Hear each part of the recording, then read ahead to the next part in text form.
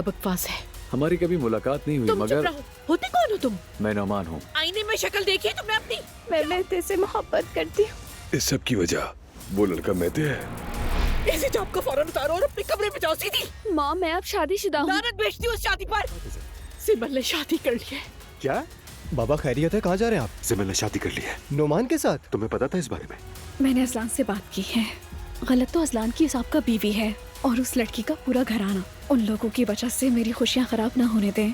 देखिए, मैं अपनी दुल्हन लेके आया हूँ। इजाजत दे अम्मी जान। क्या तुम बाबूजू हो?